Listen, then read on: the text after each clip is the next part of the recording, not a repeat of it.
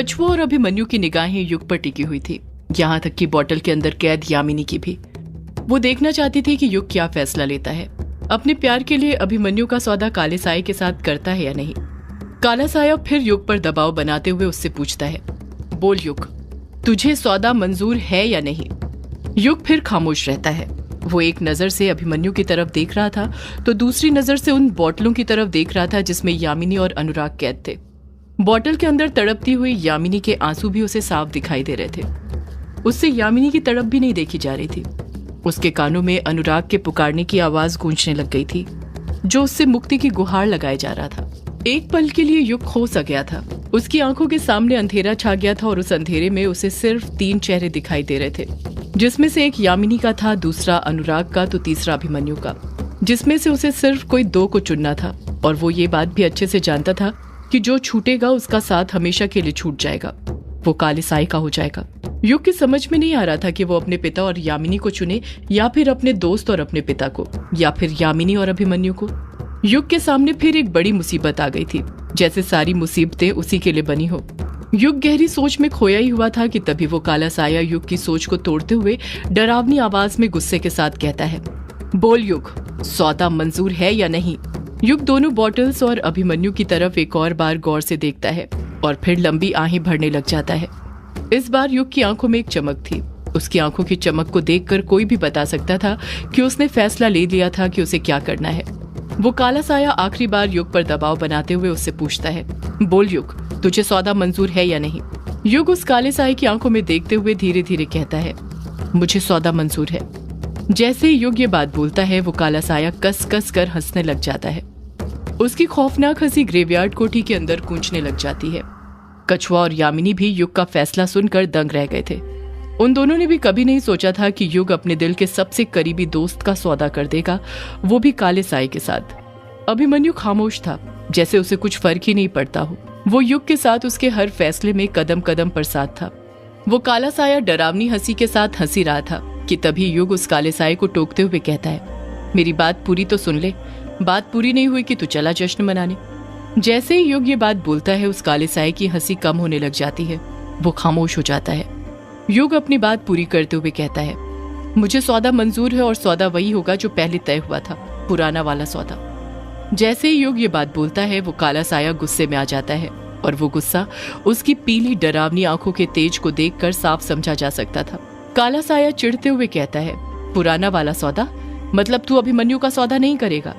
युग हाँ में अपना सिर हिलाते हुए कहता है, हाँ, नहीं करूंगा मैं अभिमन्यु का सौदा, क्योंकि अभिमन्यु कोई चीज नहीं जिसका सौदा तेरे साथ करूं।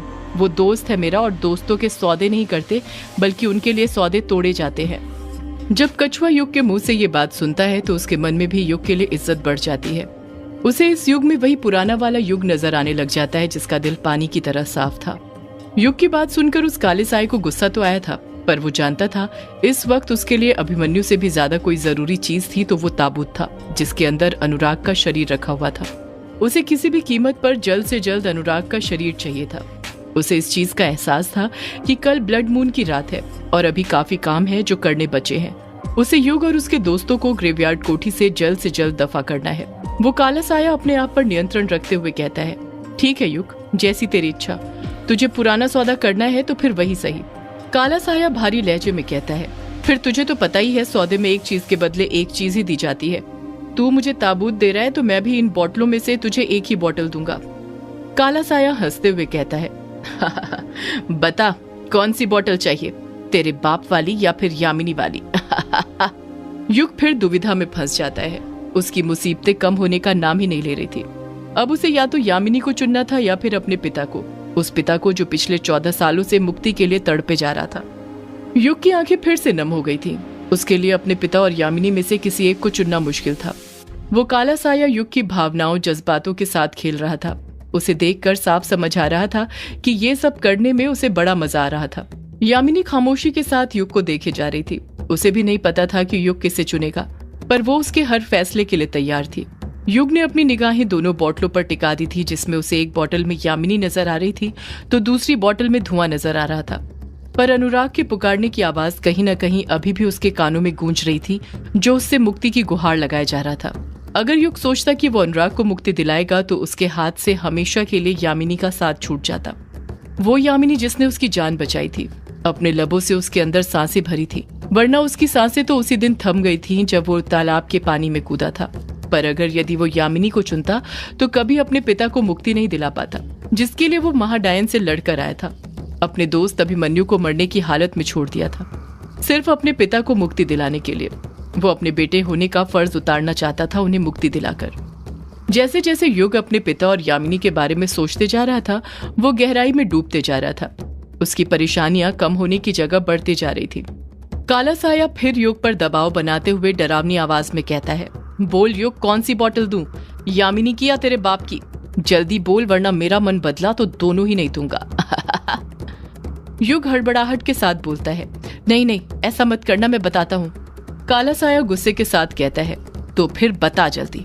युग एक लंबी आह भरते हुए अपने दिल पर पत्थर रखते हुए कहता है, मुझे मेरी यामिनी चाहिए, यामिनी वाली बोतल। जैसे ही युग ये बोलता है, सबके होश उड़ जाते हैं। अभिमन्यु और कछुए को तो यकीन भी नहीं हो रहा था कि युग ने यामिनी को चुना है, अपने पिता को छोड़ दिया। उस पिता को जिसे मुक्ति दिलाने के लिए युग अभिमन्यु से लड़ पड़ा था, अपने दोस्तों का साथ छोड़ दिया था। आज उसी पिता को छोड़कर युग ने यामिनी को चुना था, अपने प्यार को चुना था। युग का फैसला सुनकर यामिनी की आंखें भर आई थी। आज उसे पता चल गया था कि युग उससे कितना प्यार करता था, कि उसने उसके लिए अपने पिता को भी मुक्ति दिलाने से पीछे हट गया। आज यामिनी के सामने वो सारी बातें झूठी पड़ गई थी जो उसके बाबा ने उससे युग के बारे में कही थी। उन्होंने कहा था कि युग कभी उससे सच्चा प्यार नहीं करेगा, पर आज उसी सच्चे प्यार ने सारी सीमाएं पार कर दी थी। अपने पिता को छोड़कर यामिनी को चुनकर युग ने ये बात साबित कर दी थी कि वो यामिनी के लिए कुछ भी कर सकता है, दुनिया की बनाई सारी बंदिशों, हदों को तोड़ सकता है। वो काला साया युग का फैसला सुनकर जोर जोर से हंसने लग जाता है। उसकी हंसी में एक चालाकी थी। ऐसा लग रहा था जैसे उसे पहले से ही इस बात की भनक थी कि युग किसे चुनेगा। वो काला साया हंसते हुए कहता है, बिल्कुल सही फैसला लिया युग तूने, प्यार ही सब कुछ है। तेरा बाप तो पहले ही मर चुका है, उसे मुक्ति दिलाकर तू क्या करेगा? वैसे भी इंसानों को जिंदा चीजों से लगाव होता है, मरी हुई चीजों से नहीं। और फिर ये तो वैसे ही यक्षिणी है, इसकी तो बात ही अलग है। अगले ही पल वो काला साया जिस बोतल में यामिनी कैद थी, उस बोतल को आगे करते हुए कहता है, ये ले युग और ताबूत मेरी तरफ करके सौदा पूरा कर। युग हड़बड़ाहट के साथ कहता है, पहले तू यामिनी को बोतल में से बाहर निकाल। मैं नहीं चाहता कि तू कोई भी मेरे साथ चालाकी करे जैसे तूने सौदा बदल कर करी है। वो काला साया हंसते हुए कहता है, युग तुझे अभी भी लगता है कि मैं तेरे साथ कोई चालाकी करूंगा? अगर चालाकी करनी होती तो तुम लोगों के साथ इतनी बहस करके अपना वक्त जाया नहीं करता, यहीं पर मार देता एक बार में। पर कहा ना, हमारी दुनिया के कुछ नियम है, इसलिए छोड़ रहा हूँ। खून की रात तो ब्लड मून की रात है। अभिमन्यु काले साये की बातों को गौर से सुनते हुए मन में सोचने लग जाता है, ये काला साया बार बार ब्लड मून की रात को खून की रात क्यों कह रहा है? आखिर ये ब्लड मून की रात क्या करने वाला है? युग अपनी बात पर अडिग रहते हुए कहता है, मैंने कहा यामिनी को बोतल में से बाहर निकाल, तभी मैं ये ताबूत तेरी तरफ करूंगा। काला साया गुस्से के साथ कहता है, जब तू इस बोतल को ग्रेवयार्ड कोठी से बाहर ले जाएगा तब ये यामिनी खुद इस बोतल से आजाद हो जाएगी। युग कहता है,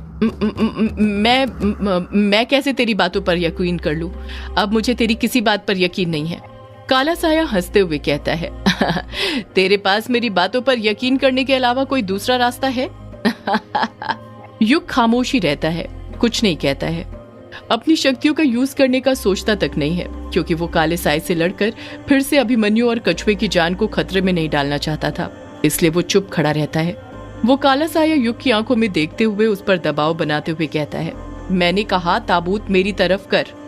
उस काले साये के इतना कहते ही युग उस ताबूत को छूने लग जाता है। वो देखता है कि ताबूत के आसपास हल्का हल्का धुआं जमा होने लग गया था। युग जैसे ही अपने राइट हैंड से ताबूत को छूता है, उसे ऐसा एहसास होता है जैसे उसकी उंगली पर सुई चुभी हो। युग झट से अपने हाथ उस ताबूत से दूर कर लेता है। जब वो अपना हाथ देखता है तो उसके हाथ के बीच के अंगूठे की बगल वाली उंगली से खून निकल रहा था। वो खून की बूंद झट से ताबूत के ऊपर गिर जाती है। जैसे ही वो खून की बूंद ताबूत पर गिरती है, काला साया हंसने लग जाता है। काला साया हंसते हुए ही डरावनी आवाज में कहता है, ब्लड मून होगा खूना खून, ब्लड मून होगा खूना खून। अगले ही पल काला साया अपनी निगाहें ताबूत की तरफ करता है और वो ताबूत अपने आप उसकी तरफ खींचा चला आता है। जैसे जैसे वो ताबूत उस काले साए के पास आ रहा था, उस ताबूत के 4 निशानों की पीली चमक बढ़ने लग गई थी। जब ताबूत काले साए के पास पहुंच जाता है तो काला साया वो बोतल जिसमें यामिनी कैद थी उसे युग की तरफ फेंक देता है। कहीं वो बोतल नीचे न गिर जाए, इसलिए युग हड़बड़ाहट के साथ उस बोतल को अपने दोनों हाथों से पकड़ लेता है, जिस कारण उसका बैलेंस बिगड़ जाता है और धड़ाम से नीचे गिर गया था। बोतल के अंदर कैद यामिनी भी यहाँ वहां डूल गई थी।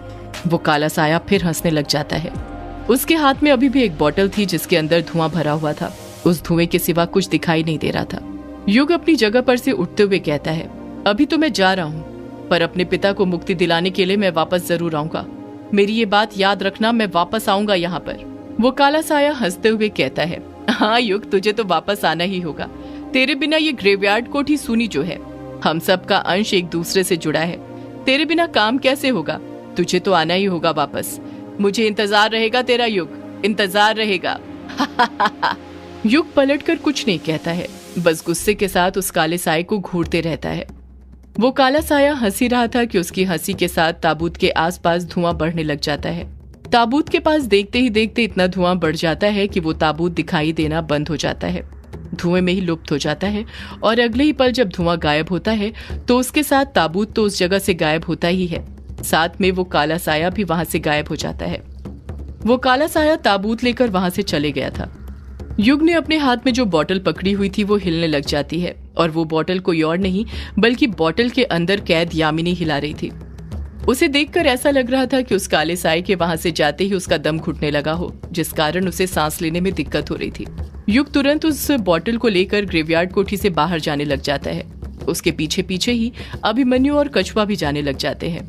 युग जैसे ही ग्रेवयार्ड कोठी से बाहर निकलता है तो जैसा कि काले साए ने कहा था वैसा ही होता है। वो बोतल कच से टूट जाती है, उसके कांच चारों तरफ बिखरने लग जाते हैं और उसी के साथ उस बोतल के अंदर से तेज सफेद रोशनी निकलती है। वो रोशनी इतनी तेज थी कि युग को कुछ दिखाई नहीं दे रहा था, यहाँ तक कि अभिमन्यु और कछुए को भी कुछ दिखाई नहीं दे रहा था। युग अपने हाथ यहाँ वहां करते हुए यामिनी को ढूंढते हुए कहता है, यामिनी, यामिनी कहाँ हो तुम? सदियों से है पुरानी ये है यक्षिणी की कहानी। यक्षिणी एक आग है, यक्षिणी तेरा ख्वाब है।